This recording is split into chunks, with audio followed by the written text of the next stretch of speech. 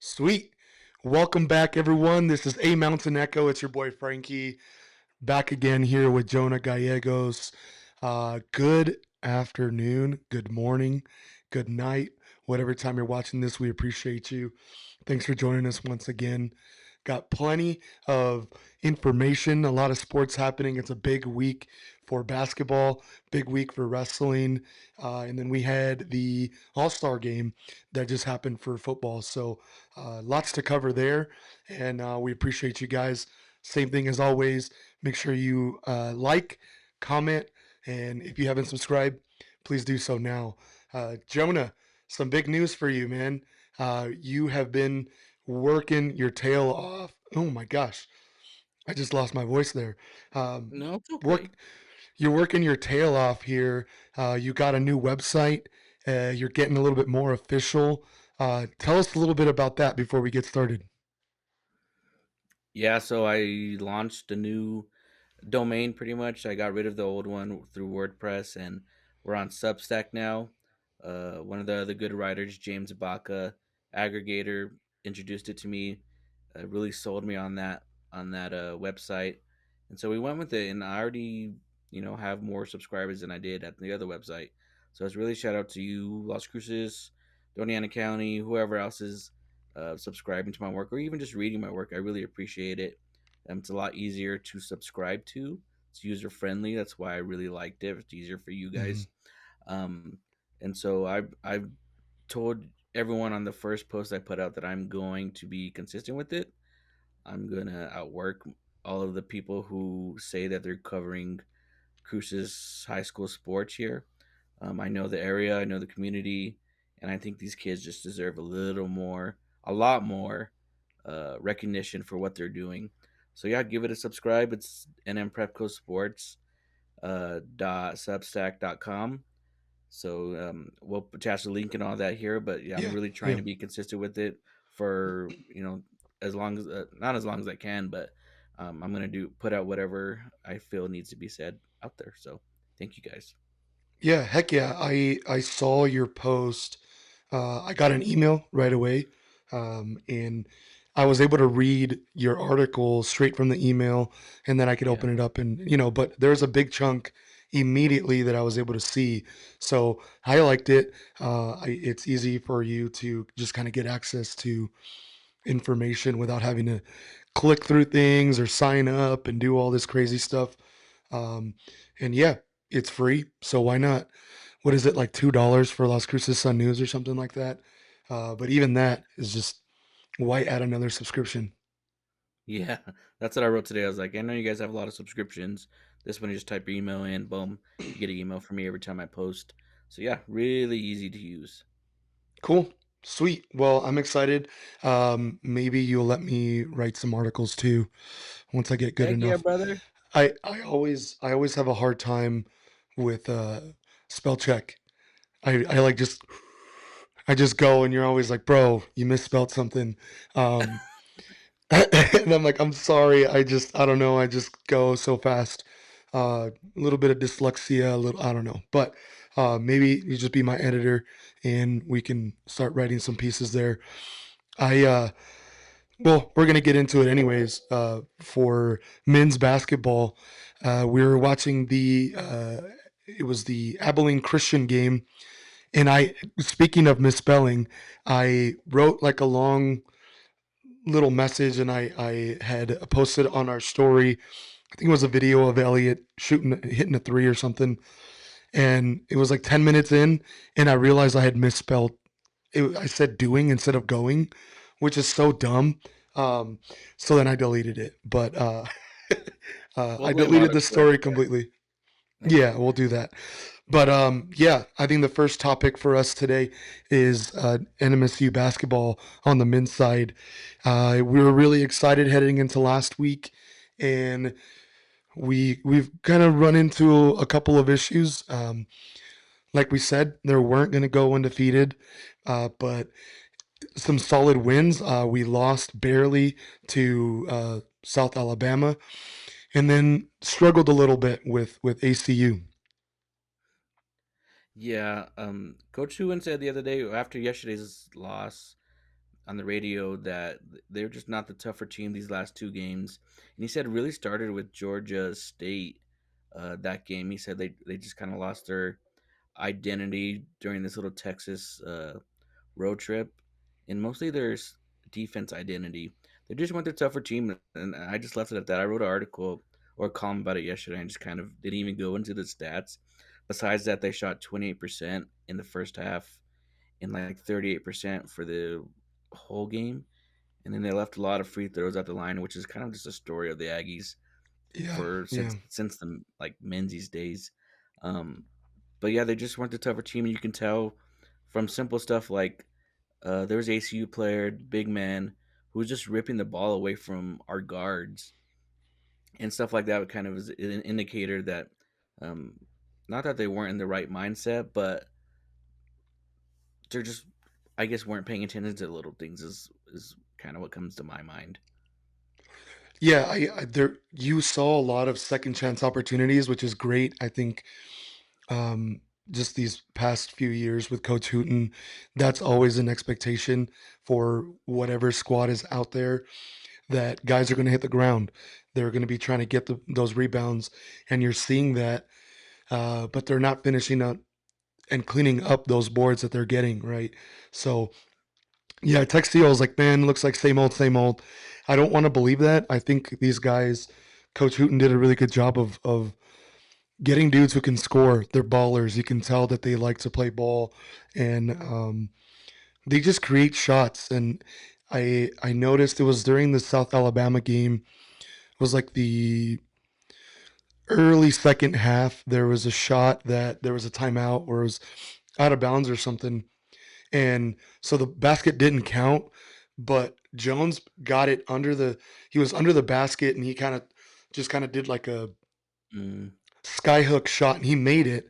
And I was like, dang, these guys are good. Um, I think when they play freer in that way, I think they can get that done. They're better when they're playing fast. But you gotta earn that ability to go fast and get some of those fast break opportunities. That means getting a rebound and playing good on defense. So, um, no, I don't think it's a reason to panic. So I think we'll be good.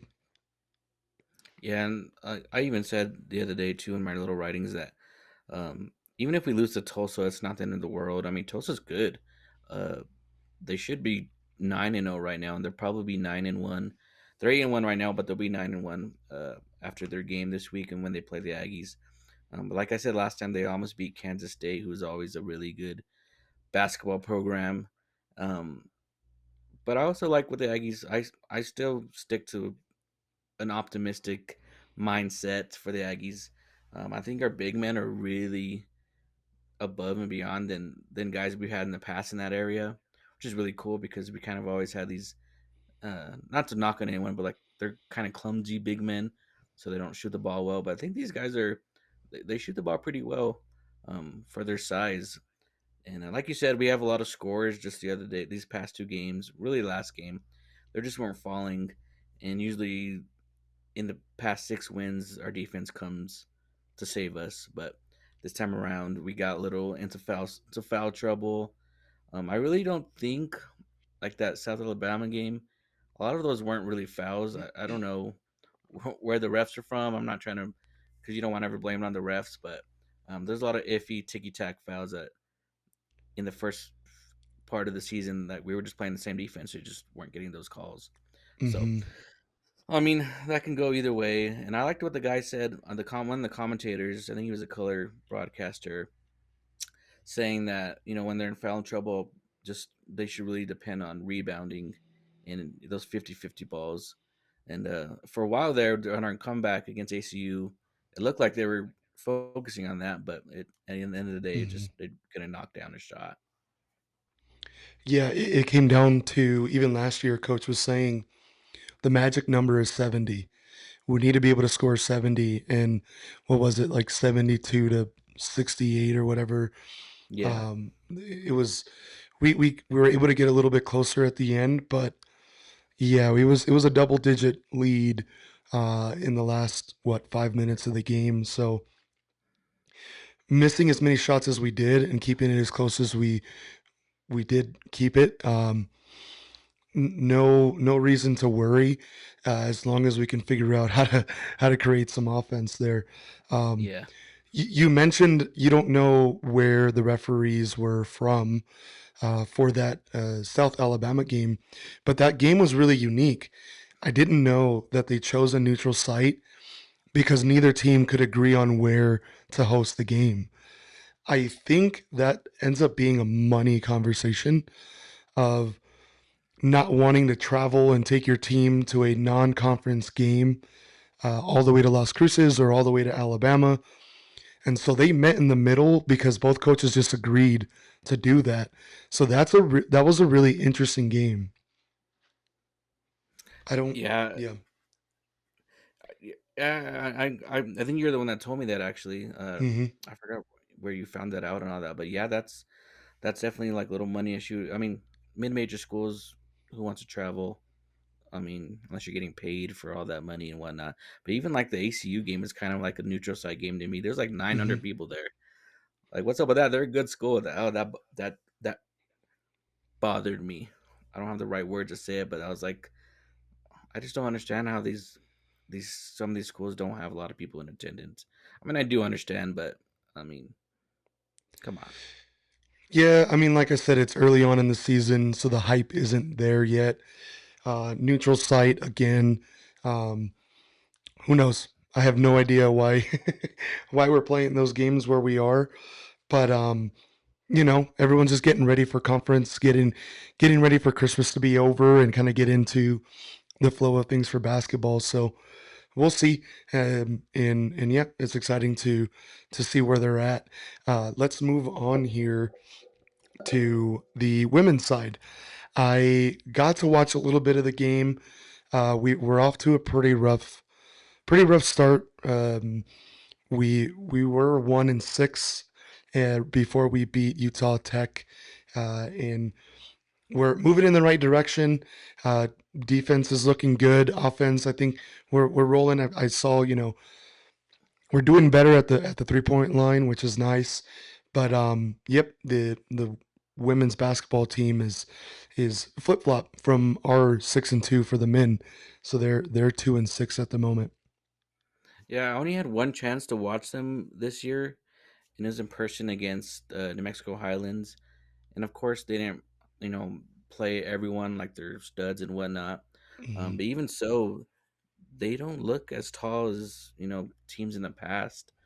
Um, and I know height isn't everything. You got these short people, like me, still being dogs, But in basketball, it's kind of clutch when you have a little bit of that edge in the height game. But they're a scrappy team from what I can see from that game. I need to do a better job watching them with the rest of their season. But I always say this, like I don't see a reason to panic too with them. Um, I forget Jody Adams, the coach. I mean, she comes from an historic other coach, so I think she'll adjust, and she's got a good staff on her hands too. So I think they'll be fine. Yeah, and one of their losses is against a ranked USC team. Then, Hmm. so they're playing tough opponents. So to judge them right off the bat is uh, not fair, not a good sample size for what kind of team we have. So we'll see again. Let's get past Christmas. Everyone's getting used to playing each other, and it all comes down to conference play, baby. So there's still a chance there to make that happen. So good stuff there, and we need to start watching some more women's basketball. So Yeah, it was a shout out to wild them. stat. Just kind of a random wild stat was that ACU back at the men's side, they're still in the WAC. I think this is the last year the WAC will even exist. Um, but they only have like 7 teams, and they play each opponent 3 times. That's wild, huh? Like Yeah, yeah, that was a crazy little stat they threw in there. yeah. I heard that they what they call it like a round robin. Hmm. I wonder where they figure out how to play the third game because you do like one Yeah, and one, and then just kind of flip it around for I don't know. That's kind of strange. yeah, but you know, Cool. Well, Let's go Aggies. Aggie up, baby. And that's enough NMSU talk. Let's get into some high school athletics here. Uh, let's get started here. Probably the last time we're touching on football, other than maybe some guys getting signed. There's a lot of guys getting offers, so that's going to slowly start to trickle in where guys are signing to where they're going to be playing at the next level. I'll share a little bit more about at least one of the guys that I've heard from one of the coaches say. Um, but it was the red versus green All Star game this weekend, and we had quite a bit of kids um, representing the Dirty South, at least this area, the A Mountain Echo stratosphere. I 10 of them are from LCPS, and then two others, or I'm sorry, nine are from LCPS, and then we had two from Gadsden as well that we covered this year. So they all did really well. Um, and shout out to Daniel Amato. Not only did he score a rushing touchdown, but he also threw for a touchdown. Heck yeah, Danny. I heard they call him Danny, so I'm gonna start calling him Danny now. Yeah, they call him Danny. And then I was talking to one of the kids about Francisco Winikoff. And he's like, "Who's that?" They call him Cisco. So Oh, everyone's got their names. So um, w- we see what the stat lines are. That's what we call them. But yeah, it, the green team won, right? That's what you were saying? I believe so. Like 20 to Yeah. 13. Mm-hmm. Yep. 20-13, and green team won. Um, Two of those came from Daniel Amato, if we're talking about the two touchdowns. And shout out to him. He won player of the year this year. Was it Nice. athlete of the year is what I the think it was award was. Max Preps Football Player of the Year for Mhm. 2025. Yeah. Good for him. Um, and then I had a conversation with one of the coaches, and he was sharing with me. I wanted to highlight Luke Matherly once more. I talked about him last week, but he's got about 6 or 7 offers right now. His ex is popping with all kinds of offers. He's visited UNM, he's visited NMSU. The kid has a 4.03 GPA. He's been on varsity since his freshman year, and he's been killing it. He plays three sports, and he. I was looking at some of the other accolades that he had gotten that he had posted on X, and um, he has like a letter from the mayor of Las Cruces as like the teen of the year last year. So just a really good stand-up kid, and you know, once he makes that decision, maybe we can hit him up and have him either do like the decision like LeBron's thing. Hey, we'll host it. We'll throw it on YouTube or whatever. But nonetheless, even just see if we can have him on at some point because that he just seems like a really good kid, and it's exciting to see where he decides to go next. That's exciting. Yeah, I'm telling you, bro. Centennial football puts out some really Hmm. good young men. They turn boys into young men, and they have a good head on their shoulders. We said it before, and for them to get recognition like that, I mean, from the mayor, get all these offers. Yeah, go do your thing. Go to the next level. Get education and make some noise at the college football level. No matter where you go, that's college football, man. Yeah, for sure, and it's exciting wherever they might go, even if they don't stay in the dirty South and they go play. Even if he goes to UNM, um, we'll continue to cover. There's a lot of guys even last year that we were covering that are playing elsewhere.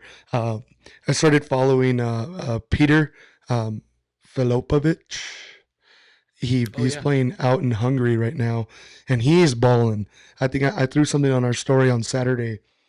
He's doing some really cool things. So a dude that was only here for a little bit of time, but we cover him that way. So um, a lot of the kids, guys in cruises, Gunner, Cisco, Daniel. We'll see where or Danny. Let's see where they go. Really exciting stuff. So we'll be covering where they're going. But as far as sports, as far as football itself, I think this is the last time we touch on that. So, anything else for high school football? We're wrapping up. No, sir. We'll follow wherever the echo goes, baby. Yes, sir. You just put out an article on your predictions for football. Can you share with us some inside information? Go read the article, but who? I think you gave out three names there for that Mayfield coaching job. Yeah, What I are your thoughts on literally that? literally just posted it right before I came on here. I put a lot of good. I put a little rant about my life. First of all, my little decision to go to Centennial. I just threw that in there. I want people to know me as well, and know my backstory. But my three candidates were Matt Flores, who played at Mayfield during the 3P years. I think it was 2005 through 2008 he played. And then, of course, Dino Fazio, who we mentioned before, who has a bit of a connection to Mayfield as well. He was assistant coach there. And then, of course, Michael Geen, who's at Higley High School, and also coached, I think, his first year there. They won a 5A Arizona State Championship. So Oh, those are my top three. I was going to mention a little more that, I've heard some out of Las Cruces area coaches kind of being interested in this job as well. But I think those three, if Mayfield doesn't at least reach out or consider them, then it's gonna be tough going for them again. But any of these three men, who if they were, like I said, they never mentioned to me if they're interested or whatnot. But if they get a chance, they're gonna quickly make a change at Mayfield. who ultimately is the decision maker for a hire like that? Is it the athletic director for the school, or do they have a board? Um, how does that work? Um, to be honest, I'll just share with my experience. When I went to Gaston Independent School District to interview for the middle school job there, and as well, I applied for Chaparral's varsity head coach. There's a lot of people. There was the principals, I think, assistant, the main principal for the school, the athletic director for the district, which in this case would be Ranga, and then some of the other head coaches at other programs. I think there's a basketball coach there. So I assume it'd be kind of the same for LCPS. So, and obviously these guys know a lot of people in this district. So I Yeah. just feel like those interviews. I wish I could be a fly in the wall for those interviews, just because I feel like this just be more of a conversation and some great conversations with those three men. Yeah, it'll be interesting to see who sets the guidelines, right? Of what do we want to see for our next head coach? Is it a you know football mentality? Is it someone who's more of a community building young men? Obviously, you want all those things to be present in whoever you hire, but just trying to see what the expectations are, what you want out of your next coach. Every Do you want someone that continues a culture, or do you want somebody that goes and revamps Mayfield and kind of redefines who Mayfield is as a football organization, right? So I don't know, high level stuff, but I'm curious to know how all that works. But yeah, Yeah, yeah. I yeah, love I love all that talk. I mean, it's like ESPN radio talk right there. That's why I loved it. hmm I kind of went off on a tangent, maybe a little more than 1,000 words on my little column, but it's exciting to see who could be that next head honcho there. So, it's such a historic program. Like Mayfield deserves hmm to have its name back on top, even uh, with this realignment. I don't know if you want to get into that a little bit, but it's going to be tough wherever they end up, because there's only two districts for 6A, 5A, and I think all the way hmm down to 3A. So yeah, that's going to be interesting. Was there big change? I was looking at it and I'm like, I don't really see other than putting everybody into two divisions. Um, Everything kind of I stayed put as far as I don't know. I know of a few teams that made like the change from like 6A to 5A. Alamogordo went down to 5A, so they leave that district. Um, Chaparral went from 4A to 5A, which kind of stinks. They did so good in 4A, but of course, with the student enrollment and all that, I'm sure it takes place into that. As far as Southern schools, those are the most notable ones that I saw. But Hmm. I'm excited for Alamogordo.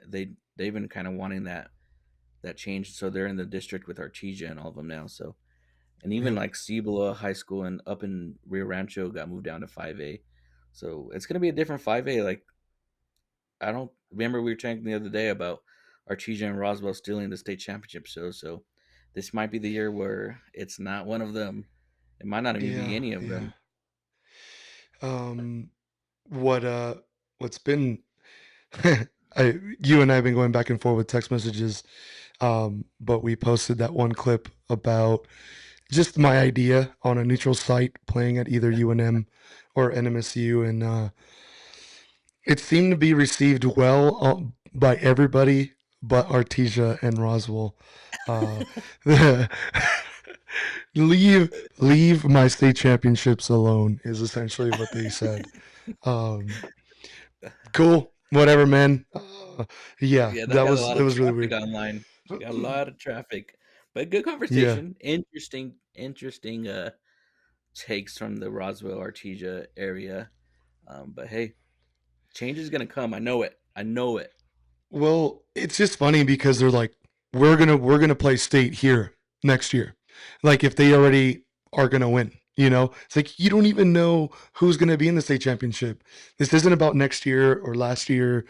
This is like 10, 20 years down the road. You make it a tradition. They weren't hearing any of that. So whatever, man. Cool. Honestly, I didn't even hear any of that. Like, yeah, you're right. Like, they probably won't even be there. So that's a good point. I didn't really think Sheesh. about that. Yeah, it's like, well, what happens if it's not Artesia? Or wait till Artesia's got to go play 5 hours away or something. Um, because yeah, my comparison was it would suck. Let's say back in like the 2000s, 2010s, or even before that, just 2000s in general, the last 20 years. Mayfield Cruces was a big rivalry, and we were meeting in the playoffs often. And it would suck to have a Mayfield Cruces state championship game or any inner city state championship game, and then we're like, you got to go play at UNM. Is that a one-off situation where it does, it is unfortunate to do that? Yes, but in general, objectively speaking, it's not a terrible idea, in my opinion. And to quote one of the Artesia um, fans, in my uneducated opinion. So whatever, cool, man. Shots But yeah. fired, man. He don't know me, I don't know him. We're good. But let's move on here. Let's get to some basketball here. The headline does say boys varsity. Let's do both boys and girls here. But starting with Las Cruces Public Schools, the boys varsity. So Las Cruces High School, Centennial, Oregon Mountain, and most especially, and at least to me, most surprising is how well even Mayfield is playing. I think I saw that we went all the schools this past week went 9-2, uh, with only Centennial they fell to Hobbs and they fell to Sandia, but everyone else won all their games. And um, yeah, I mean, I'd like to start with Mayfield just because they have surprised me the most. They beat Del Valle 66-42. They beat Sandia, who is supposed to be a powerhouse this year, and they will be a powerhouse. They beat Sandia 79-73, and then they beat Rio Grande 51-46. Yeah, like I said, yeah, Mayfield in the year two with Coach Benjer Hill, they're gonna take a huge leap, and they're kind of helping me out with my words. But yeah, Sandia, I read that we're down, and it's not like a big deal, but of course, the Albuquerque Journal wants to make sure they know that Sandia isn't at its full strength. They're missing one of their star sophomore studs. But to beat a team that was in the state championship last year, who should have won the state championship, they lost in overtime to Volcano Vista. That's a huge win, and that's deserves massive attention this early on. To be 3-0, I mean, Rio Grande isn't a bad team either. They're a couple of points away from being 4-0 instead of 0-4. They've all their Hmm. games they've lost have been competitive. Um, but yeah, the addition of Corey Patterson, who I think had to wait out last season for transfer rules, is a big plus. Fernie Corona's like he's been in that program forever, and like he's the go-to guy. And then they have some other guys too. They have some high on their team, which I didn't really notice before, but they got some dudes that can score Hmm. down low as well. So that it's a good look early on. And hopefully they can continue. I think they can. I know they can. Yeah, the Mayfield Mayfield game against Rio Grande, it was 51-46, and Centennial beat Rio Grande as well with a nearly identical score of 49-46. So Mayfield only scoring two more points than Centennial, but it was a 46 allowed points for both teams. So um, that just shows the matchup that Mayfield Centennial. That's they're equally matched up there with similar opponents. So shout out to them. They lost to Sandia and Mayfield was able to beat them. So you compare the two, but really exciting to see Mayfield do well in basketball. I know Coach Ben Trujillo was kind to us last year, and we went out to watch their games and stuff. So, um, hey, if y'all do well, we do well too, right? So excited to see that there. And then your favorites, Jonah, in Las Cruces High School Bulldogs, they are also undefeated, and they went 3-0 this weekend or this past week. They Yeah, beat. You want the scores first? go Do ahead. you Go got the ahead. scores in front of you? They beat Da Vinci 90-67. They beat Atrisco 70-47, and they beat Del Norte 39-36. And you messaged me after that one and said that was the scary one there. Yeah, I think it's just I give it's hard to play back to back games and like I don't even know maybe kind of a better how you prepare for the baseball schedule that you played, but it's hard I guess not to overlook a team when you come off like a 30-point win or they had a 23-point win against a Trisco, and then you got to play again the next day. Like, how do you switch your mind up that quick Yeah. especially for young men? But Del Norte was I didn't even know this until I started writing that they're a 4A school, but I watched the second half of the Oregon Mountain Del Norte game, and they were a scrappy bunch. They didn't have they had kind of lengthy players, but they also had like the basic New Mexico like short guys that are quick, and so I think maybe Cruces just kind of overlooked them a little bit, but they did what we talked about with the football team. They won ugly, and that the only thing that matters is getting that Hmm. dub. Yep, that's the most important thing. And then uh, Cruces is going to be playing in a basketball tournament in Belen, and Oregon Mountain will be joining them up there as well. They're on opposite sides of the bracket, so if both teams do well, we might be able to see a Las Cruces dominated tournament in Belen. So that'd be nice to go out there and represent the Dirty South. So, um, yeah, Coach Ben has those guys ready to go. They're playing well, and another solid team there with Cruces and Mayfield both being undefeated there. Yeah, and I also like noticed on their roster, and of course you never know with heights and weights listed, but I think they only had like two or three players under 6 foot, and even though those players are like listed as 5'9", 5'10", but Cruces finally has some height to it. Like in the past couple of years, Coach Ben would be the first to tell you this is that they were small. I mean, Bird Nevada's, who was a dog, was like 5'8", and so Hmm. they're small, but they played big. But this year they finally got that height. and so that weapon for Coach Ben is a little scary. So I'm saying they snuck away with the win, but all that matters is the win, and they're gonna definitely learn from this. Who would you say has replaced Bird as the leader on that squad? You know what?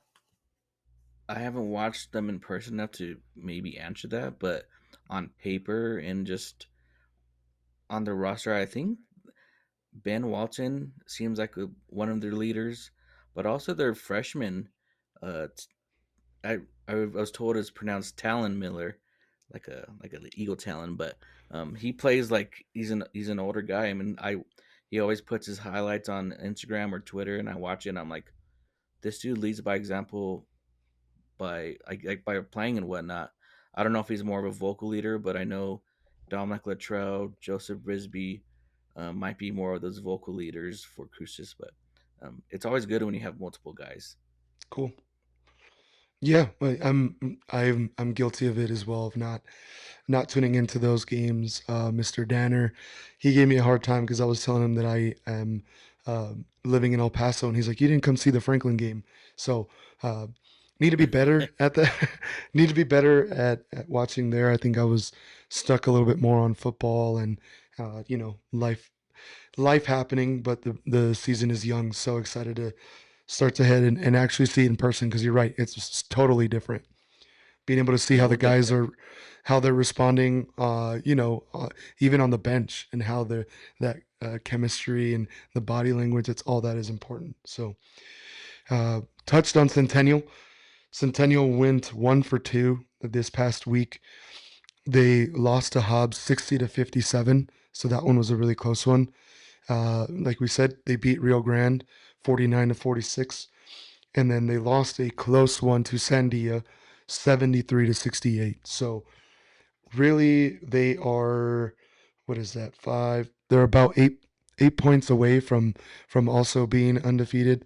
So nothing to be upset about, but it was a um, those were the two losses that we took on the citywide standings there. Um, yep, Yeah, I think Centennial's just. I keep saying it. They're gonna be in a big leap this year in year number two under Vince, Coach Carrillo. Um, but the good thing is that they kind of got battle tested early on with Hobbs, who actually lost to I think a 3 or 2 way school in a tournament up in northern New Mexico, which is wild to me. Um, but again, they could have beat Sandia as well. But after this, they play a couple of El Paso teams, and if they can grab those wins against some good El Paso teams, I think it was Montwood and El Paso, and then they kind of play not lesser opponents but smaller school opponents, which isn't an easy dub. But if they can string some wins together, uh, it's going to be a dogfight every game in this district, which sucks for real. because these teams look so good in the early on, and of course someone got to lose. But I really hope we can get multiple teams into the state tournament, and I'm going to keep saying that because yeah, we got some talented kids down here. Yeah, there's a lot of talent and coaches that are leading their teams well.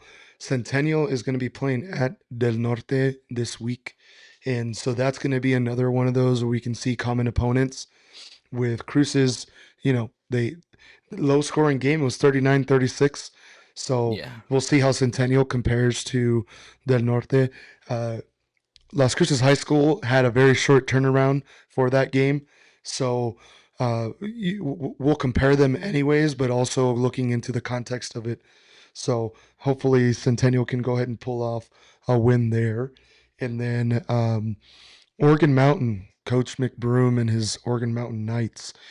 They played Del Norte as well, and they beat them 60-56, and then they beat Atrisco 68-64. yeah. I wrote this down and saying like they're just a mystery to me. Like the only really comeback guy they got was Emmett McDaniel, who's a senior now, and he played early on when he was like a sophomore, I believe. He had that state championship experience when they lost to Volcano Vista. Other than that, they have a few other guys that played some varsity time, like Nathaniel Pete or Nathaniel West. I don't know which one his name goes by right now, but he's been. I think he led the team in points against Del Norte with 16, or Emmett led it with 18, but he had 16 points. Nathaniel did. But then they got guys like Jaime Renteria, I believe. Um, a kid named Herod. His last name's Herod. Um, so it's really good to see them string some wins that are close wins. I know McBroom talked about last year how they were on the other side of those close losses. I think to like Roswell and a couple other schools. So it's for them to be on the good side of these things is a solid going forward. Yeah, for sure. Um, and again, same thing. We know Coach McBroom really well, so wish them well as they're getting started. And they will be, like I said, they're going to be going to Berlin this weekend and playing that tournament there. So exciting to see where they end up going there. I I think Las Cruces High School has Belen on their side of the bracket, and then Oregon Mountain was on the bottom of that bracket there. So I think there's like 8 schools that are going to be participating, and ours is the only one that, or those two are the only ones from our city. I think uh, Mr. Danner told me that Oregon Mountain will be playing Cathedral first. That'll be their first game on Friday. Oh wow, Cathedral is making that trip to Berlin. That's a long Hmm. trip. Yep.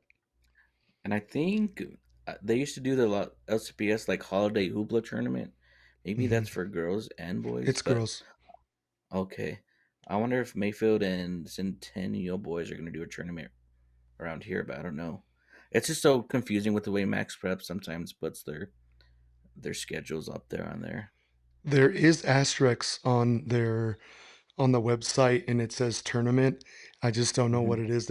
There's also an additional tournament, I think, right in heading into the new year as well.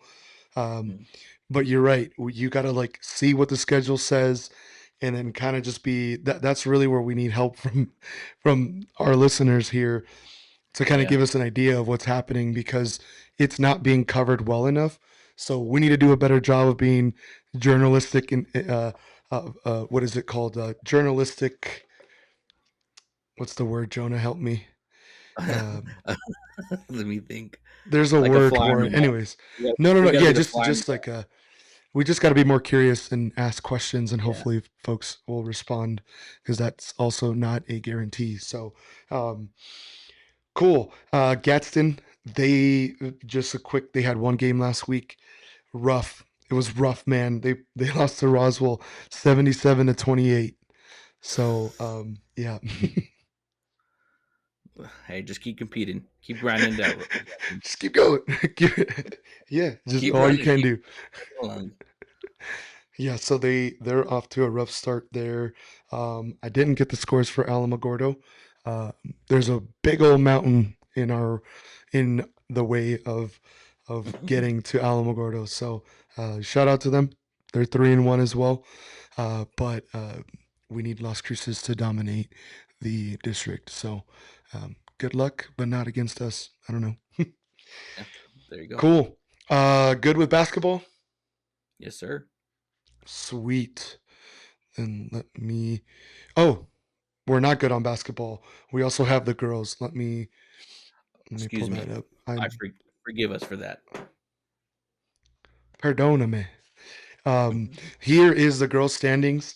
They are just getting started, so it wouldn't be worth too much to go in and name all of them the same way we did for the boys. But Cruces High is on top of the district right now at 3-1. Oregon Mountain with 2 wins in a row there. And it was a good week. I look at all the win streaks that we have so far, and Mhm. Coach Selby, and the Las Cruces High School Bulldogs are doing their thing. Yeah, I think Centennial and Mayfield played Sandia as well in the girls' side, and those girls are. I'm pretty sure they won state last year and they won state the year before, and probably might win it again Before this that, year. Um, the most surprising one that jumps out to me is Mayfield kind of sitting at 2-2. I know they lost to Hobbs and Sandia, which is two rough opponents, but the scores kind of were very lopsided, I guess, to be nicer about it. But they have few players returning from last year. It just seems like they don't have the score that they had a year ago with I can't remember her name, but um, they had a couple of the two girls that were really the vocal point of scoring. So hopefully Sienna McInnes and a couple of her teammates can step up to that role and figure it out heading forward. And if you remember correctly, Mayfield wasn't very high on the standings until maybe the last year and a half, or year and a half, month and a half of the season. They That's started to true. climb up. They were able to figure out they had the number for the district, and they were able to win district. And the only team that went to the pit. So put some respect on their name, even though they're slow start. They did lose a few seniors, and I Coach Maya is still coaching, and so he knows how to win. He knows how to figure it out. So exciting there.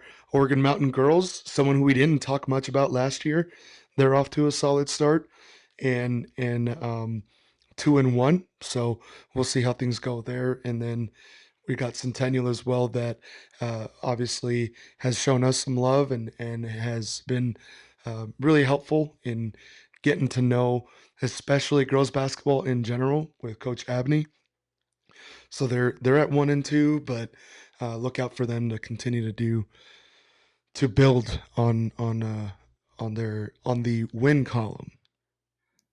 Yeah, I think last year they got like the 16 seed.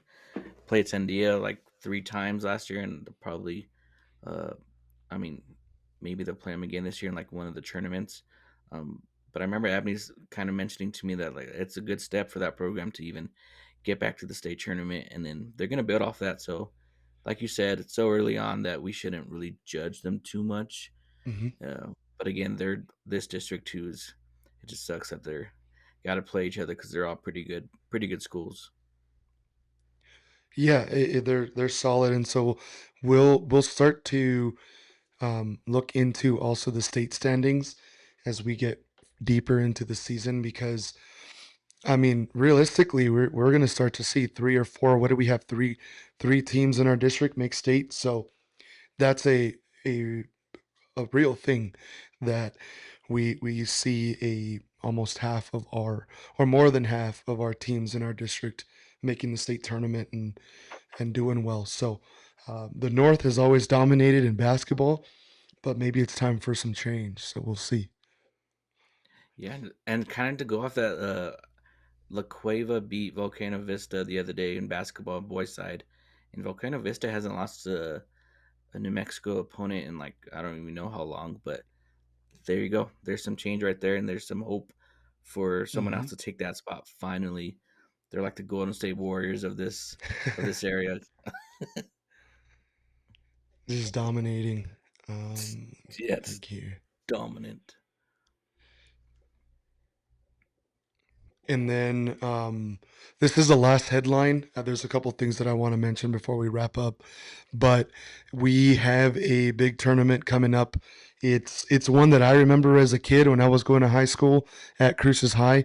It is the Harold Harrison Invite, and it is going to be Friday, Saturday, December 12th and the 13th. I was looking at the flyer for this tournament, and there is over 50 schools that are scheduled to attend this baby.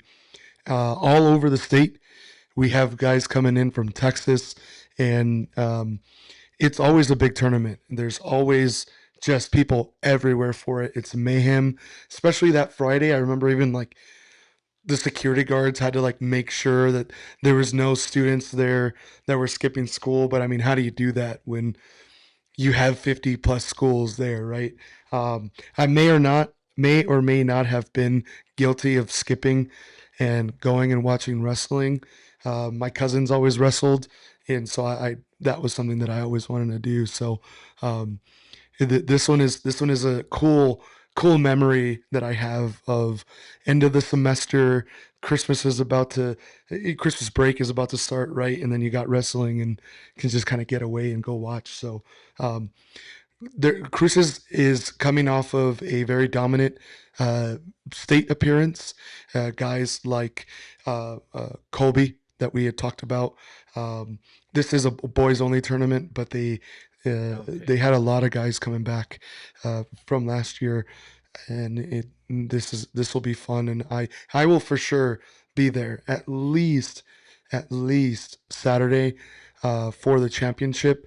If you want to head over to Las Cruces High School and watch some wrestling, I believe the championship round will start at 3 o'clock on Saturday, but Friday all day, starting early in the morning, you'll be seeing um, matchups all day. So it's going to be a fun time if you like wrestling or want to go check them out. Yeah, you just unlocked the core memory of mine. I do remember those days. I think I even remember like Coach Reynolds, who we saw last night, like taking our class instead of like a class day. We just watched wrestling for that period, which is really cool. And yeah, you just know that Christmas break is coming once that tournament comes around. Oh yeah, that's what I'm talking about, baby. Them Cruises days. Remember Ooh, when um there was a podcast with Emilio, and he was saying, he's like, yeah, you just kind of jump over yeah, the rafters, and just, it was the same vibe as that. It's just you just go yeah, up the stairs and then you just climb down and you're watching wrestling. um yeah, it was always a great time to just, we're kids just trying to not anything to not be in class yeah. was Yeah, come on, teachers. Let your kids have some wrestling time. Let them just watch some good old wrestling. Don't worry about it's almost break time. Don't even worry about teaching lesson plan that day. yeah, they're gonna forget it anyways. For We're real, headed yeah. into Christmas. Bad example. Go to class, learn all the way till go play through the whistle. How about that? Play through the whistle. Yeah, Um, learn through the whistle, baby. uh, the girls wrestling, they did play or wrestled another meet. It was another invitational, and they did really well. I had a hard time finding stats as we were leading up to this recording, but the girls are doing really well. So uh, Max Prep absolutely is terrible at wrestling. If you think football is hard, basketball is hard to find information, it's really challenging for wrestling to get some of those details, and you have to look up the specific events that you're going to, but Max Yeah, Prep won't name the events that they're scheduled to do. So there's only like two events that are present right now on Max Preps for wrestling, and I'm assuming that'll change once like the individual meets start and you get into like a regular schedule, because right now it's just, I mean, I could sign up I don't even know what the criteria is to even sign up a team, but there's just like a form where it says just call this person and pay $300 and your team will be at the meet. That's all you got to do. So wrestling is really unofficial until probably uh, later in the season, and right yeah, now it's just a lot of find a meet, go to it, sign waivers, and you're good. Is essentially how wrestling is right now. So we'll continue to look out for that, and I'll be out there. I'll check them out. Jonah, you want to come with me? you love some good old hand-on-hand combat. I'll tell you that much. You you thrive off those. You're telling me what are the white belt moves? Yeah, Oh, the form. I'll show you yeah. I've been doing that to my girlfriend. She's like, "What are you doing?" Don't worry about it. I'm focused. I'm Dwight Schrute here. Leave me alone. Yeah, yeah. Uh, Speaking of combat sports, I did want to mention. I'll take this off for a second. I wanted to mention that Austin Trout, our local boxing legend. I mean, more famously known for fighting Canelo, and I really thought that Austin Trout had Canelo. Um, it was one of those things where he fought Miguel Cotto late in his career. Miguel Cotto is a very famous, if you don't know, famous boxer from Puerto Rico, and the um, the fight against Miguel Cotto and Austin Trout was supposed to be a warm up fight for Miguel Cotto that was going to set him up to fight Canelo, and Austin Trout was able to beat Miguel Cotto, and that gave him the opportunity to fight Canelo. So that's the information there. That's how he became famous. Uh, I've I known didn't him know that. forever. My dad is a Golden Glove boxer, and he remembers back in the day when Austin Trout was little in El Paso and was training with him, and obviously was older. He was about a little bit older than me. Austin Trout was so a kid at the gym that I've known for a long time, and he just won a. He's now doing bare knuckle fighting, and he just won this weekend. And man, he was. It's like a tournament for him in this league, this bare knuckle boxing league, and so he knows who he needs to fight next. But man, he was talking some trash after the fight, and he's like, "This guy was better than the other one, and I knocked him out. I'm ready." He's like, "I'm not gonna overlook anyone, but this one, this weekend, was the tougher fight for him," as he was saying. So I, I'm not sure when that fight will take place, but bro, have you seen the aftermath on some of those bare knuckle fight the dudes? I mean, eyes are just swollen shut. This is not a for fun league. You are getting your face beat in because it's bare knuckle, man. It's no, Yeah, thank you, I was about no, to ask. thank I you. mean, this might be a dumb question, but like, I mean, do you like tape? Can you like tape your hands a little bit? It's just straight up. No, they tape Wow. their wrist. You tape your wrist because I mean, it's a moving object, and you're supposed to punch with these two, your pinky and your what index. Um, Ah, but when no. there's a moving object and you accidentally like punch this way, you can hurt your wrist. So they will tape that up, but it's bare knuckle. Bare knuckle is bare knuckle, man.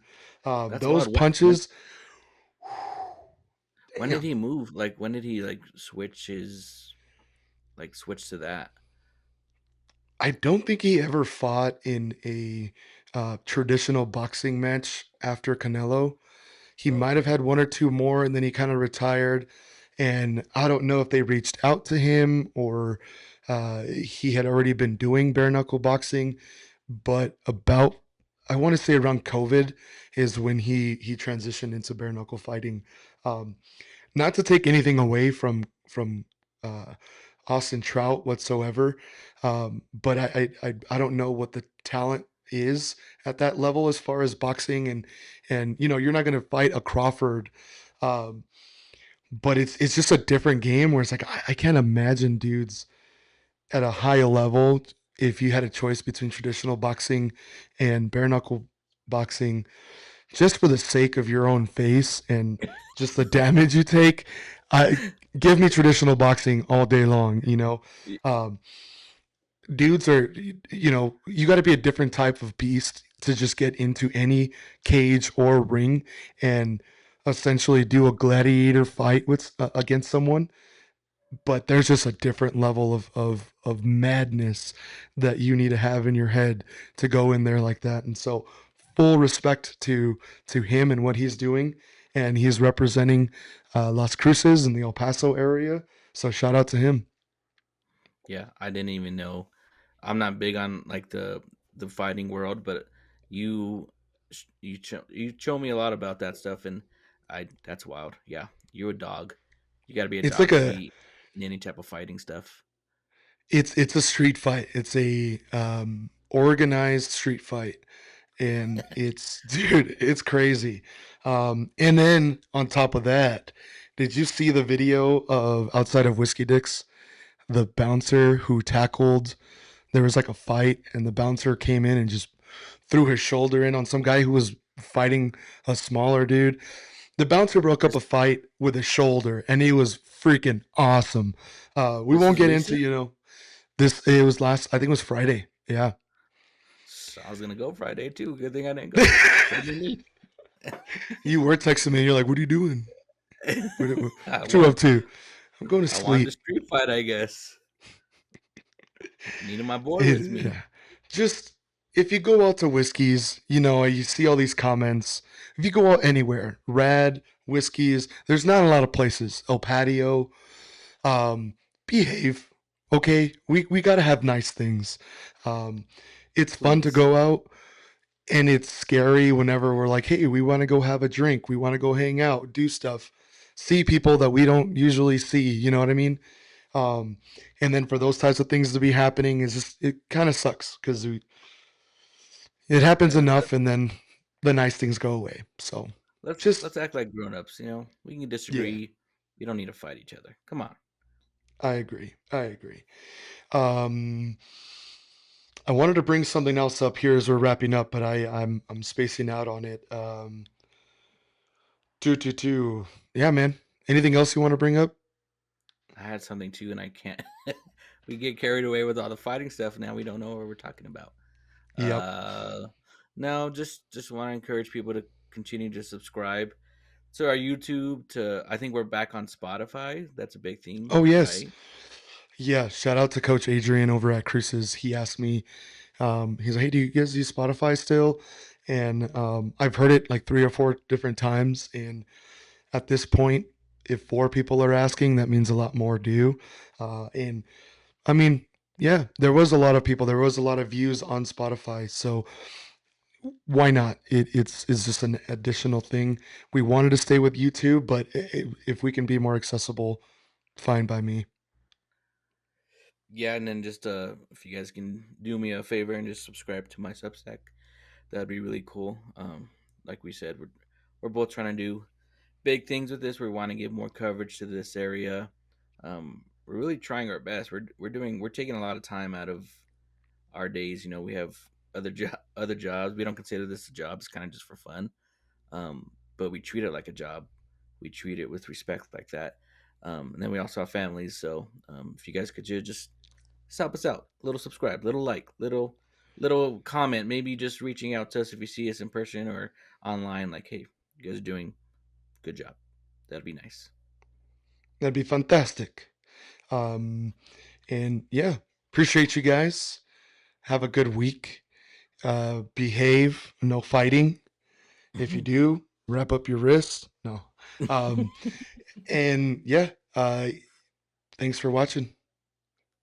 Peace out, homies.